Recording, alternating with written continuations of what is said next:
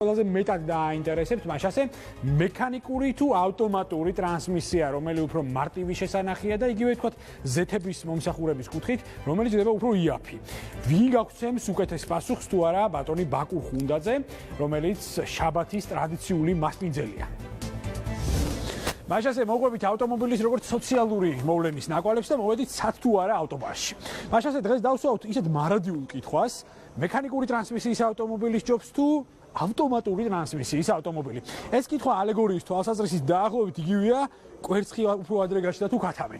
თუმცა ჩვენ ასეთ სიღრმეებში ცხადია არ წავალთ და ვეცდებით მაყურებელს მივაწოდოთ დეტალური ინფორმაცია თუ რა პლუსები აქვს თითოეული ტრანსმისიის მქონე ავტომობილს და მათ შორის რა მინუსებიც.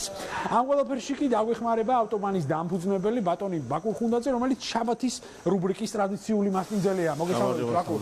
მადლობა თქვენი დროისთვის. როგორ ახასთ თქვენ? რა გვიშავს. მე მგონი საინტერესო გადაცემა გველის. საკმაოდ პრობლემური თემაა. კოლოფების მოვლა პატრონობა.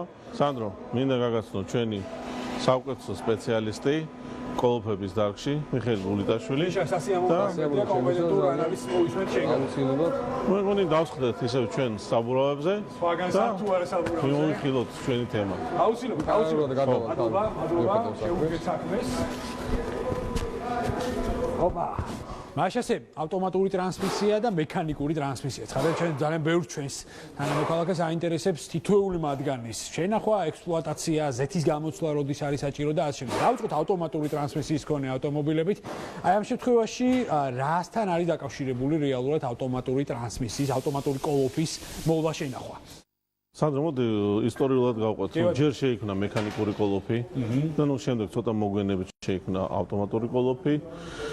და მექანიკური კოლოფის მოვლა ბევრად უფრო მარტივია, ის უფრო ეკონომიურიც არის მოხმარებაში, საწვავის ვთქვათ მხრივ, მაგრამ კომფორტული ნაკლებად. კი ბატონო, აი მიშაც ახლა ჩართულია რეალურად, პირდაპირ მნიშვნელობით არის ჩართული მოვლა პატრონობაში. მიშა მაინტერესებს რა შემთხვევაში უნდა შეიცვალოს უკვე ზეთი ავტომატური ტრანსმისიის. ჩვენ ამ შემთხვევაში ვახორციელებთ ერთ-ერთ სერვისულ შესვლას ზეთის ავტომატურ კოლოფში, მაგრამ მიუხედავად ამისა, რომ 50000 კილომეტრის წინ, საშუალოდ 40000 კილომეტრში ერთხელ აუცილებლად უნდა გამოვისვალოს ზეთი, გააჩნია ისიც ავტომწარმოებლის რეკომენდაციას, ყველას განსხვავებული აქვს ეს მონაცემი და რაც შეეხება გავრცელულ კითხვებს კიდე ქალაქში ჩვენთან ძალიან ხშირად ისმის მაგათ კითხვა, რომ როდის უნდა გამოცვალოთ კოლოფის ზეთი, ანუ როცა დაიწყებს დარტყმებს, ანუ გადაცემების დაგვიანებას თუ მანამდე როცა კარგად მუშაობს და რეალურად კოლოფის ზეთი იცვლება როცა კარგად მუშაობს და დარტყმები და დაგვიანები როცა იწყებს კოლოფი, ესე იგი უკვე რაღაც ხარვეზები შეინიშნება. შეიძლება იყოს ფრიქციონის ნაცვლი და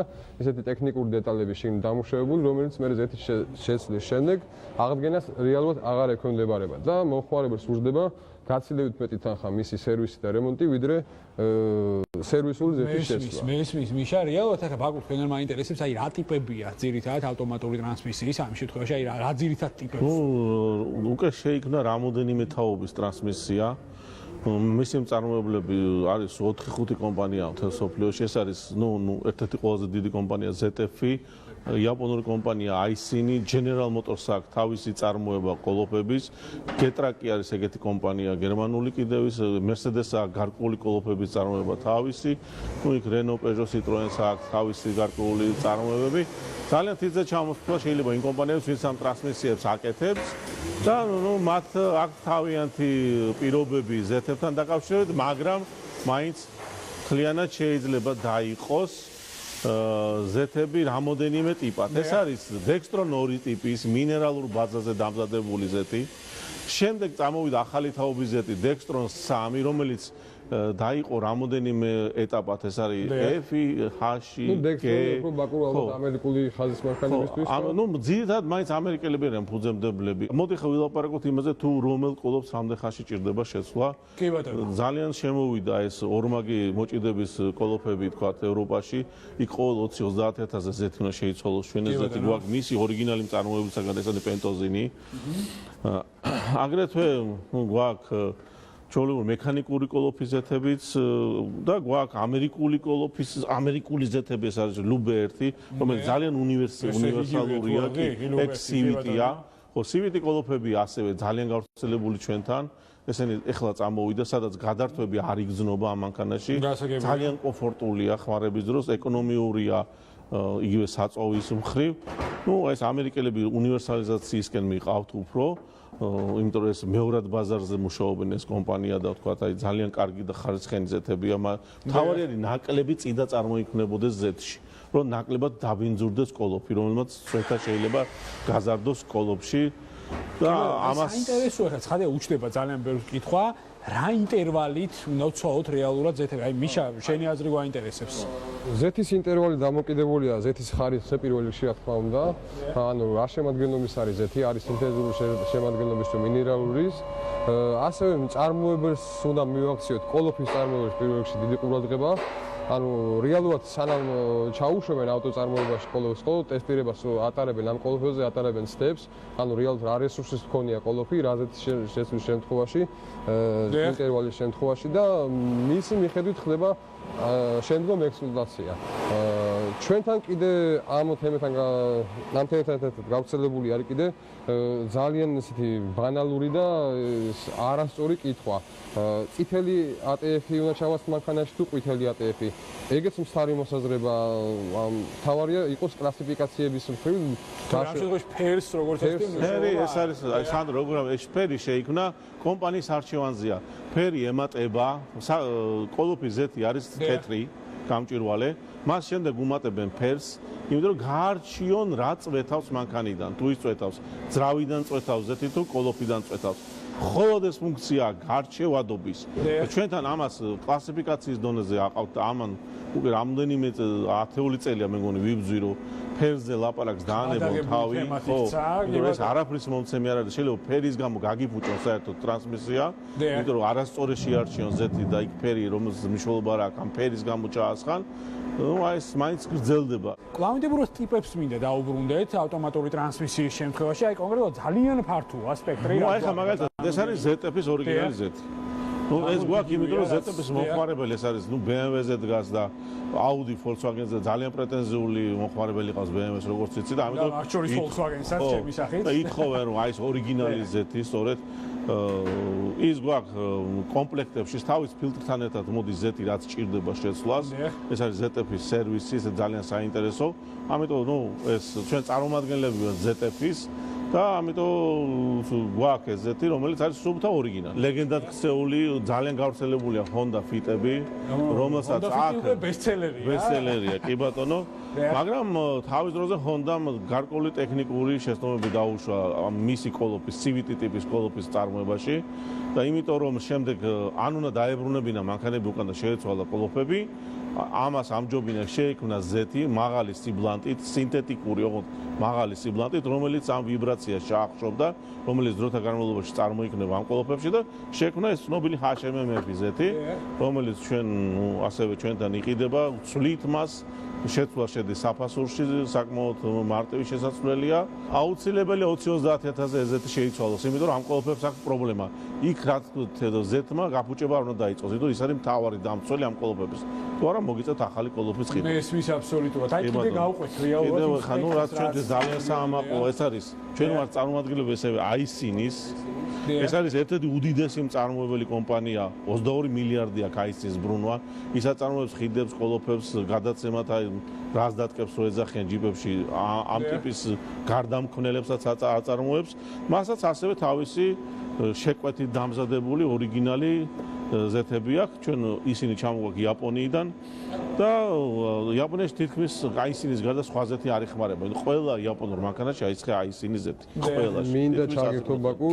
მიუხედავად იმისა, რომ ეს იაპონური ზეთი და უმაღლესი ხარისხის ორიგინალი ნაწარმია, კომპანია Aisin-ის რეკომენდაციით, ანუ იაპონელები ესეცვლიან ზეს, ანუ ყოველ 20000 კილომეტრში ან მაქსიმუმ 2 წელიწადში. რაც ქართული რეალობისთვის ძალიან ძნელი მოსარგებია, რომ აუხსნათ მოხმარებელს, რომ 20000 კილომეტრში ერთხელ ან 2 წელიწადში ერთხელ გამოცვალოს ავტომატურ კოლოფში ზეთი. ნუ აი რა ხარისხიდან გამომდინარე, მაინც რა დონის მკაცრი მოთხოვნები აქვს ავტოფლოვერებს, კი ბატონო. საერთოდ ავტომატიკას ჭირდება ეს ფაქიზი მოვლა. მისი მოვლა ეს არის ზეთი. გავრცელებულია რომ მექანიკურ კოლოფში ზეთი არ იცვლება. ნუ უმეტეს შემთხვევაში ესე ფიქრობს ჩვენი მომხმარებელი და რაც საკმაოდ სთარია. იწვევს კოლოფის დაზიანებას, სვეთას, არ გამოსვლის შემთხვევაში და შემდგომ ძვირადღირებულ რემონტს. რესურსი აღმოაჩინეთ რომ ყველაფერს აქვს სამყაროში. ყველაფერს რესურსი იწურება და ყველაფერი იცვლება. ნუ აქ როგორც საკმაოდ პრეტენზიული კოლოფებია. ხო ხა მიშამა ფილტრი აიღო, ეს არის მანის ორიგინალი ფილტრი. ამასაც აუცილებლად ფილტრი აუცილებლად უნდა შეიცვალოს. ნუ ეს პრაქტიკულად აზრი ეკარგება შეცვლას. რა თქმა უნდა, თუ აქ ქეჩის ეგრეთ წოდებული ქეჩის ფილტრი, ანუ ყველაფერს აქვს რკინის ფილტრი, რომელიც მუდმივია ირეცხება, თქვა შეიძლება მექანიკური მოხსნის შემთხვევაშიც გაიწმინოს, გაირეცხოს, თორემ თანამედროვე აპარატურას გვაქვს ჩვენ და ანუ სერვისებში არსებობს, რითაც ანუ წნევით გამოიდევნება ზეთი და ირეცხება. ორმაგი მოჭიდების კოლოფებთან ხო, ნუ ეს ჩვენთან ძალიან ცოტაა ეს მანქანები, მაგრამ ნუ გერმანიაში საკმაოდ პოპულარული კოლოფებია.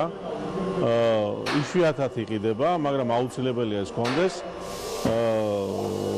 მაგრამ იქ აუცილებლად 20.000-ზე ზეთ უნდა შეიცვალოს. იმიტომ ძალიან პრეტენზიულია, ჯერ ეს სისტემა ისე ვერ დაიხვეწა, რომ თქვა მისი ხანგრძლივობა ინტერვალი გაიზარდოს, ამიტომ ხო მოხმარებას ამას ყურადღება მიაქციონ ხშირად შეცვალონ ამ ორმაგი გადაცემათა სისტემაზე.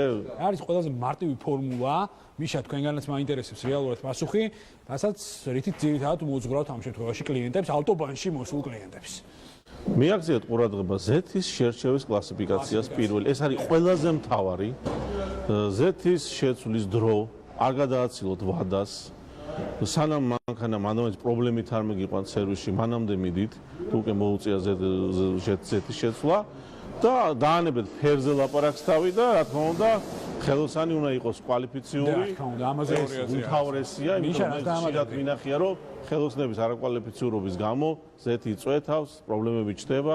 მესმის, რა დაამატებდი კიდე ერთს, რომ გარდა გარბენის ავტომატურ კოლოფში Z-ის გამოცვლის ინტერვალის აუცილებელია მივაქციოთ დროს.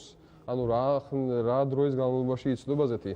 ჩვენთან ძალიან მომრავლებულია ხა იაპონიიდან ჩამოყვანილი ავტომობილები, რომელიც საკმაოდ კარგ ფორმაში გამოიყურება დღესდღეობით, იმიტომ რომ აქვს ძალიან მცირე გარბენი.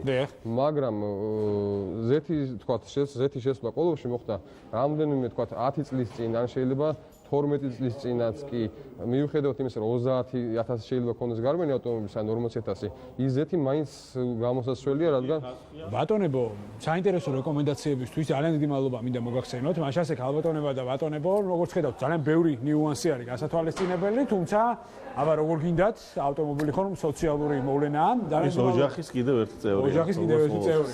ძალიან დიდი მადლობა ბატონო ბაკურ, საინტერესო მასპინძლობისთვის პირველ რიგში. მიშას საინტერესო რეკომენდაციებისთვის ძალიან დიდი მადლობა. აღარ მოგაცდეთ მე. დაუბრუნდები სტუდიას და გისურვებთ წარმატებას. მომავალ შეხვედრას. კარგად. ძალიან დიდი მადლობა ავტობანს და ბაკურ ხუნდაძეს ტრადიციულად საინტერესო მასპინძლობისთვის.